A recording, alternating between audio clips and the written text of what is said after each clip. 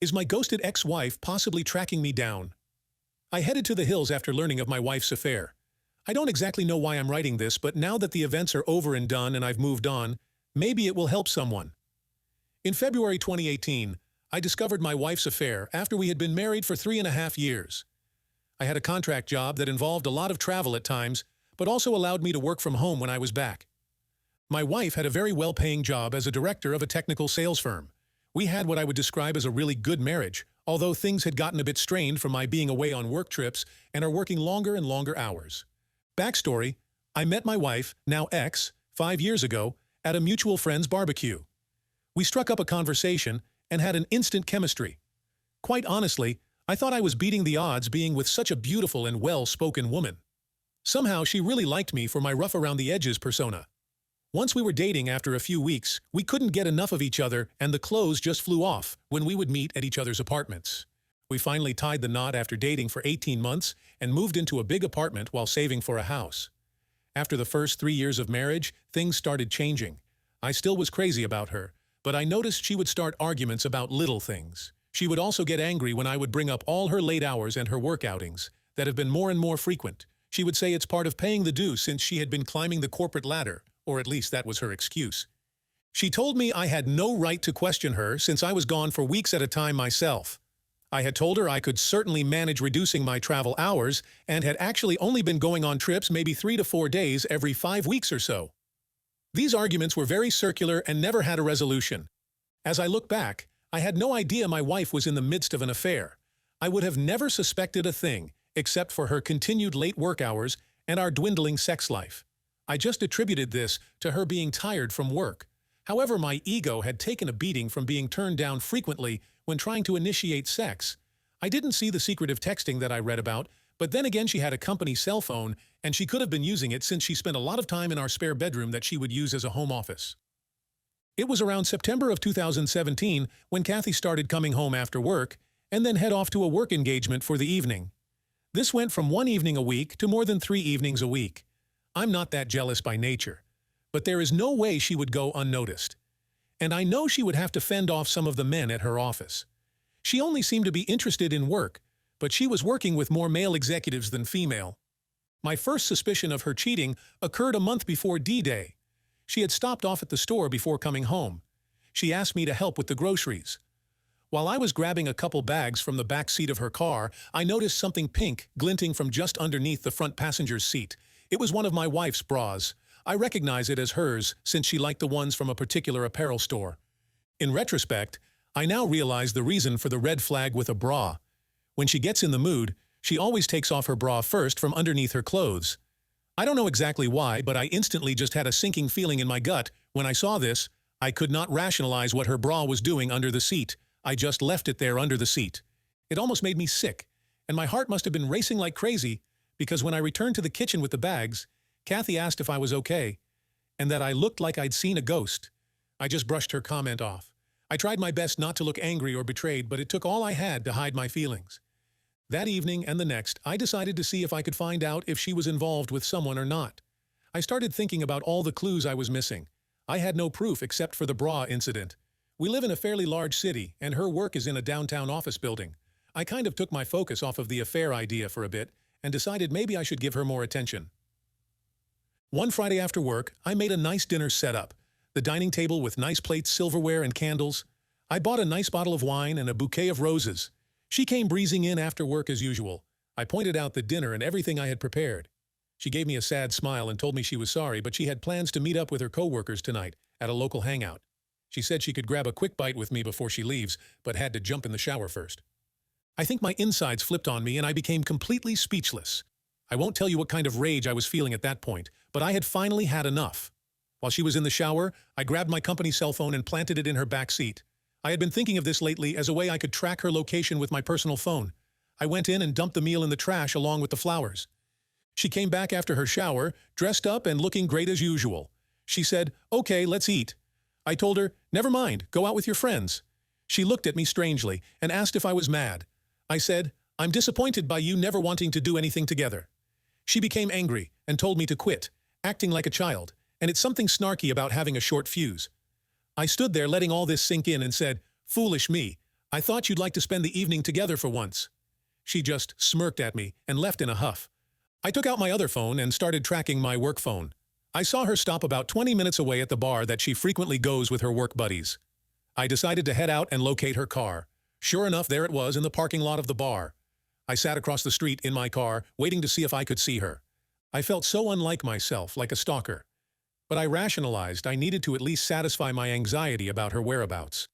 About an hour after I arrive, I see her coming out of the bar with a man. He looks like one of the execs I've seen from her work. He grabs her and pulls her clothes and kisses her. My stomach went into knots. My body went completely numb. They head over to another car and get in together. I do my best to follow them as the car pulls out. They travel about 10 minutes away to, you guessed it, a hotel. I pull over on the street next to the hotel. I watch as they get out and head hand in hand into the hotel. I've seen enough. I'm an idiot. I start banging my fist on the steering wheel. That's it. Something inside me went completely blank, and I'm not sure if I blacked out or had an out-of-body experience. When I recovered myself, I decided I needed a drink. Now this is when my life took a new direction that I would have never guessed. I just started driving out of town, just reliving everything I had just witnessed, and I hate to say, crying with rage. I headed towards the outskirts of town about 30 miles. I find a nice little bar and pull in. I find a seat at the bar and order a drink. I must have looked like death warmed over because the female bartender mentioned that I looked like someone took the wind out of my sails. I half smiled and said, "You could say that." A guy takes a stool next to me and starts up a conversation. I'm not in much of a mood to talk, but something about this guy just made me feel comfortable. We start talking, and after a while, the subject of my wife cheating just tumbles out of my mind. How I just want to leave her and forget her. He looks at me and slaps me on the back. He says, "Buddy, you are not alone there. Happened to me a few years ago. I believe that sometimes these things happen for a reason. And let me tell you, your life can now change either for the better or the worse. It's entirely up to you." At this point, something about him saying this really shook me out of my glum mood. I mean, I know I'm hurting, but I've always been able to see things logically, and he is so right. Now we introduce each other. His name is Ray. He is kind of a country guy, but is just the sort of salt-of-the-earth type that I really respect. He asks me when I'm going to move out. I guess it never occurred to me to even think that far ahead. I know I don't want to be around this woman anymore, and I do have this fight-or-flight feeling coursing through me. Ray says, "I feel very sympathetic to your situation and have an idea. If it comes to it, and you feel like you need to leave at some point, I've got a travel trailer sitting on my property. It's not great, and it could use a bit of fixing up. Why don't you come out and check it out and see if you could see yourself living in something like that temporarily at least? I'll make you a great deal on it. I even have a nice piece of property that you could park it on. You would be doing me a favor to keep an eye on it for me. It might do some good to get away from your situation. Just a thought." It took me a minute to register his idea. The bartender had been overhearing the conversation and smiles. "Hell, honey," she says. "If I could have escaped my crazy ex-husband years ago, I would have jumped at the chance to go live in his trailer or anything to just get my head on straight. I feel like I have stumbled into the twilight zone, but maybe this is exactly what I need." I told Ray, "Yes, I'll think about it and maybe check it out." We part ways after a bit and make plans to meet out at his place in a few days. I started to feel like I have a little bit of perspective and a chance for getting out of what I believe is a nightmare mixed in with a heavy heartache. One thing is for certain, there is no way I'll ever want to be with my wife again. Cheating is such a vile thing to me and has always been the one thing that I believe I would never tolerate. I got home after Kathy that night and sat on the couch. Kathy came out and asked me where I'd been. I turned to her and asked her where she had been. She says, "You know I went to grab drinks?" I asked her point blank, "Are you having an affair?" She looks a little startled, but regains her composure and says, "No. Why would you ask me that?" I told her I heard she may be involved with someone from work. She asks, "Who told you that?" I told her, "Someone that I know, but would not divulge the name." She just tells me I am being ridiculous, drunk, and delusional. Then asks me where I have been. I told her out to a bar to have some drinks with friends. She just stares at me, wanting to ask me more, but just heads back to our bedroom and goes back to bed. I decided to sleep on the couch, since I now have confirmation that she has been lying for months to me. I didn't sleep at all, and start picturing her with this guy in bed, and I'm disgusted, hurt, and feeling sorry for myself. However, I start thinking about Ray's trailer. It is almost a revelation, and the idea of it just made me feel better. I must have something wrong with me, but with the pain I was in. The fight or flight mode just instinctively kicked in, and the flight part won me over. The next morning, we don't speak much and go about the weekend as if nothing had happened. A few days later, I made plans to meet up with Ray. I met up at Ray's place. He owns a nice ranch, and the trailer is actually really nice, about 26 feet, and has all the necessities one needs to live in it. I had traveled with some friends in one back in college during a spring break and really enjoyed it. I make Ray an offer on it, and he agrees to the price. I practically steal it from him. He gives me directions to his ranch property, and I drive over to check it out. It is beautiful, full of trees, scrub brush, and it looks like there are nearby hiking and biking trails bordering it. It's near the foothills of some mountains, and Ray has a small shack on a hill overlooking the property with water and electricity for the trailer available. Ray will pull the travel trailer to the side and set it up for me. I tried to get Kathy to come clean during the next few weeks, and all I get is gaslighting. I even point-blank tell her that if I find out she is cheating, there is no going back. This has the opposite effect of driving her deeper into her affair fog and blistering me in denials. The denial is so bad, it almost made me laugh. I have no physical proof of her cheating and kick myself for not at least taking some photos of the two of them. As I go through this mental agony, I come to the conclusion that I want out of this marriage. Rather than let Kathy know how I feel about things now, I just start making plans. I started stealthily taking my belongings out of the apartment while she was at work and moving them over to the trailer. This at least makes me feel like I'm taking action. I did notice a change in Kathy during this time and has been acting nicely around me, but in my mind, too little, too late. As she continued her little company outings after work, I decided I too needed a break. In fact, as she was heading out for the evening, I also got dressed around the same time. She looked at me and asked where I was going. I just said I was meeting up with some friends. She started to ask, and I just told her she didn't know them and she wouldn't enjoy all the shop talk. This is exactly what she would tell me when I would ask if I could join her at one of her office outings. She kind of had a hurt look on her face and says, "Okay, have a nice time." I said I definitely would. Between working on the trailer and meeting up with Ray at the bar, I have started to make more friends. In fact, it has led to some fun times with a great group of Ray's friends and family. And in case anyone asks, I decided I would moderate my drinking so I don't develop any bad habits. It would be so easy to drown myself in pity. About this time frame, Kathy tells me she has to go on a trip for work the following week.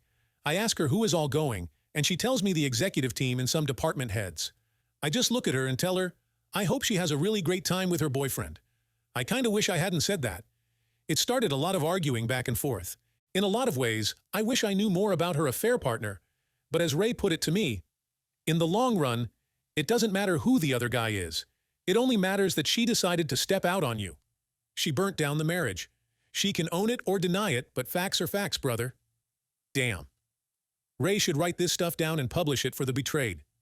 Her work trip provided me with the opportunity to move the rest of my stuff out completely. So after Kathy left for a trip, I gathered everything I had left of any value and put it in my vehicle. I'm not taking any furniture or the like, so it's just clothes and work computers and equipment.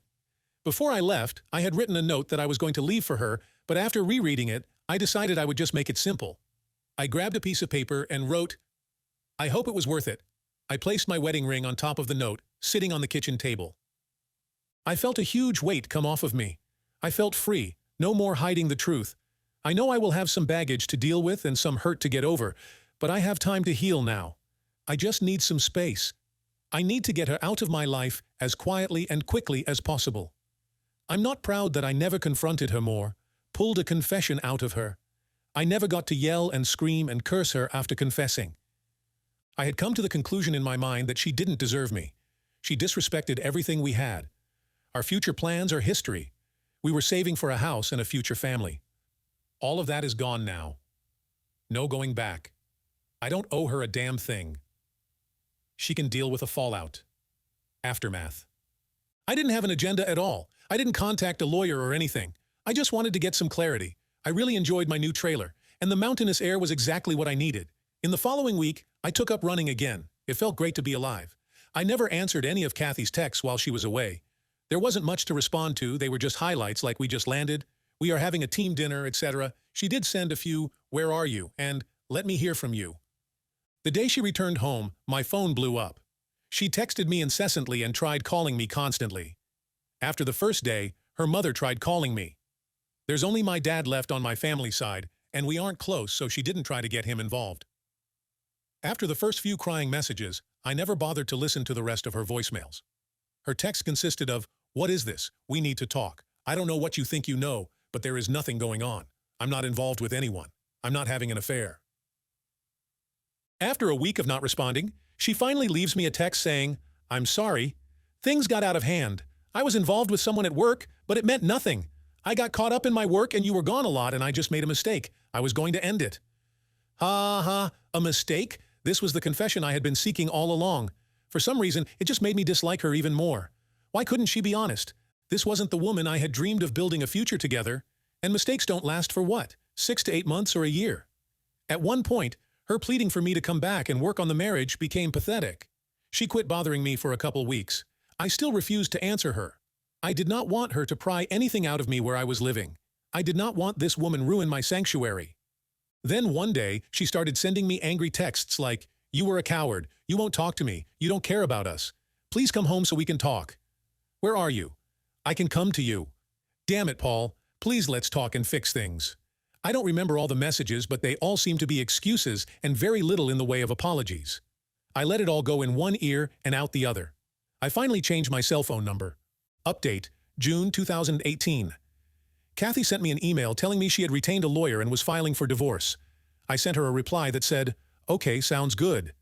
This resulted in a flurry of emails demanding I come see her and so forth. She realized this wouldn't get her anywhere, and after a while she just wrote that if I agreed to an uncontested divorce, she wouldn't bother me anymore. I agreed. Several months later, finally, I was truly a free man. I never had to see her after I left our apartment. No closure for either of us, but it seemed like that was more important to her than to me. For a few months I did think of her sometimes. And yes, the pain would appear out of nowhere, like if I heard a song come on the radio that we used to listen to, etc. But eventually I just stopped thinking about her. Update 2. Well, I am officially divorced. Things are really good now. As a matter of fact, I met a great girl. I was out on a run on the trail just down the hill from where I live. I helped her change a flat tire and we really hit it off. She is amazing and cute as hell, though a few years younger than me. She loves my lifestyle and calls me her mountain man. I'm in no hurry to get serious, but I'm not about to give up on women completely. I'm still up here in the trailer. I have no plans to change anytime soon, and I've simplified my life quite a bit. I love the outdoors. It helped me get over my ex-wife, the heartache, everything. I know everyone handles these things differently. I was lucky to not have children yet, and was only into my 3rd year of marriage, so I think I did what was right for me. You don't have to live your life with a cheater. If something like this happens to you, please just don't dwell on it. Just move on with your life. It gets better after you work on yourself. I wish everyone the best life they can have. Just wanted to update on the situation I found myself in with my ex-wife and have rewritten this about 5 times to make it legible. As mentioned earlier, I was concerned that my ex-wife was trying to track me down in an attempt to reconcile or something. I had moved some 2 hours from where we used to live. I saw her last weekend in a coffee shop I go to frequently in the town that is near to where I live. I was suspicious that it was not a coincidence that she was there. Luckily, I was able to leave before she saw me. Update. I came back into town this past weekend to grab a few groceries and went to grab a coffee in the place I usually go to, as well as work on some documents I needed to fill out for work using their free internet. After finishing up, I left the coffee shop. While I'm walking towards my truck, I hear someone yell, "Paul!" I look across the street and oh damn, there's Kathy, my ex, waving at me. Armageddon had finally happened. I stood there in shock. She runs across the street and approaches me and reaches out to me expecting a hug. I instinctively hold my arms out with palms out and she stops. She looks at me really hurt. She then says, "Paul, I've been looking for you. I heard you moved out here and wanted to see you. Can we talk?" I feel like a trapped animal. Guys, I really did. So I relented and said, "Okay, let's find a table or something, and we can talk for a minute." She asks if we can go to my place, and I just flat out said no. She follows me down to a bench outside a little shop at the end of the block. She starts by saying how much I've changed and how she loves my new look, my beard, how my physique had changed, how I looked so fit. She puts on a good act, and guys, she looked hot. She had on these little white shorts and a tank top and her hair in a ponytail like I used to like. My radar was on high alert, and I could tell she was really turning on the sex appeal. I had to really rein myself in here and see where this was going. She starts out by apologizing about the whole affair thing. She says karma really hit her hard after I left. Her company learned of her affair and basically made things so unpleasant that she quit. Her affair partner, who had a fiancé at that time, got a reprimand and was moved to another position within the company. He blamed her for his having to move. She retaliated by telling his fiancé everything, which resulted in them breaking up. She lowered her head a little and started crying. I just sat there looking around, not having anything to say. She straightened up and stared at me for a bit. I asked her what she wanted from me. She wanted to tell me that she never intended to start an affair, that she felt like she was drawn in by all the politics and positioning in the company and thought the affair partner really manipulated her with his charisma and power within the company, and that she stupidly thought she was using him as much as he was using her. She was going to come clean with me, especially after I accused her of having an affair. She hated herself during that time, and the after-work drinking was her attempt to medicate from the guilt. That right after I left her, she felt so foolish, so alone, like her heart just imploded with loss. She immediately broke things off with her affair partner. She felt that since I wouldn't contact her or talk to her, she had to find me and see if she could make things right for us and if we could start over again. She knows we are divorced, but maybe we could have a clean slate. I just stared at her. I let her have it. I'm paraphrasing the conversation, but here it is. How dare you think you can just come out here and think you can just wipe away all the BS you caused? I'm to forgive everything you did to ruin our marriage. I told you before, if you cheated on me, we were through. There is no forgiveness. There is no reboot of this relationship. You killed it. You destroyed what we had the minute you stepped out on me. How stupid do you think I am? I followed you one night and saw you go into a hotel together. Do you know that? I then realized that I've been raising my voice and people were starting to notice. She started to sob. She grabbed my arm. I let her cry on my shoulder a little before nudging her away. She looked up at me. I deserve all this. I know I do. Can you at least let me take you to dinner or something? I don't want to leave. I want to talk more. I want to make sure we have everything out in the open. I need time with you that you didn't give me before. Please, Paul, I know you may not want to hear this, but I love you so much. I didn't know how much I loved you until you left me and broke me. I broke you just as bad as I can't forgive myself. I don't want to forgive myself until the day I die. She started hyperventilating and sobbing so bad that I pulled her up and hugged her. I know. I felt like that was the only thing I could do to maybe calm her down.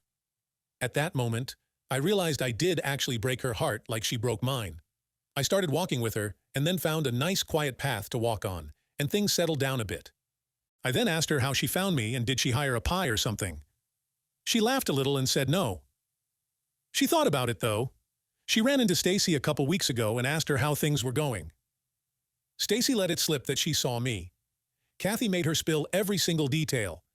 Stacy didn't want to tell her because I told her not to, but she wouldn't let her go. Until she did, but all she really knew was that she saw me here in town and that I lived somewhere in the vicinity. So she started coming here on her days off to see if she could find me. She really blushed when she said that. I kind of chuckled. That damn Stacy can't keep her trap shut. So we did go to dinner. We found a nice little place with a patio. I made sure we didn't drink anything. I didn't want any excuse for her to soften me up or claim she was too drunk to drive back. We actually had a good talk. Afterwards, I walked her to her car. She wanted to stay and press me hard on it and wouldn't relent. She hadn't been with anybody else since I left and swore up and down I was the only one she wanted. I told her no, it's still way too soon for me to go down that road. She begged to see me again, but I was not committal. I gave her my new email address, but that was it. She wanted my phone number, but I told her, no, you'll just blow it up with texts and calls. She cried about that one. She said she would be back in town next weekend, if I was interested. I didn't say anything to that. She said she will email me and tell me all the details of when or where. Before she left, I asked her point blank if she would forgive me if I had done the cheating. She sat there thinking, and she said yes, she would in time, but only if we saw a marriage counselor or if we could work through the healing process with lots of talking and maybe even a binding agreement. I said, okay, maybe I could do that 5 to 10 years from now. She said if that's what it would take, she would wait. She then took my hands in hers, looked me in the eye, and said something that really surprised me. She said, God damn it, Paul, I will always love you and will do anything to prove it. At that, she left. I'm still so shook by that. She said it with such conviction. I still can't see myself back with her. I feel better, though right now I can't even see her as a friend with benefits. Maybe a friend, but damn, I just don't know if we could ever work it out again. Don't call me a chump, because second chances are rare in my book. I went home and had a nice long run and a few beers. I felt I was in a good place now. Can someone guarantee me that she wouldn't ruin that? I don't know. I just don't know. It's too fresh on my mind, but I have the luxury of time to sort all this out and get some perspective. Okay, so this will probably be my last update. I posted my story on Reddit, but the mod kept removing it. To recap, my ex-wife did find me, and we did talk after over a year of her being ghosted by me. Her intention in finding me was indeed to reconcile and restart our life together. To those that wrote to me predicting that I would be the typical beta blue pill fool and forgive her and fall back in with her, you will be sorely disappointed. She did write me a long email this past week, professing her love and regret for the affair. Once again, she wanted to come back out and spend the weekend with me. My response to all this was to shut her down. I have been perfectly content to live the solo life for now, living in my remote location and keep my situation as uncomplicated as possible.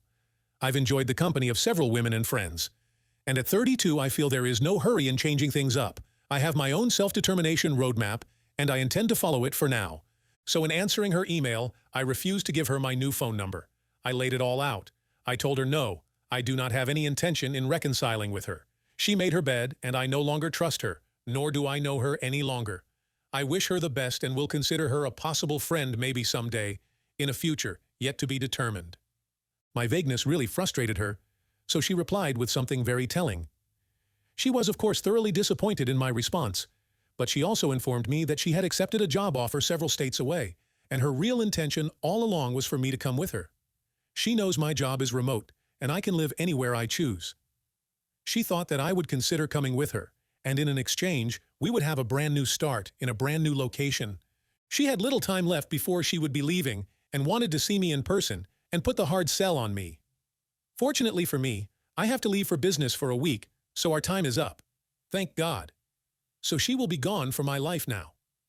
I imagine I will get a few more emails for a bit longer, but in time, I believe she will realize her time with me has expired and she will have to find someone else. She may cheat on them too. Just thought I would share the update. So guys, live your best life. Get rid of that old baggage and empower yourself to move forward. Good luck to you all.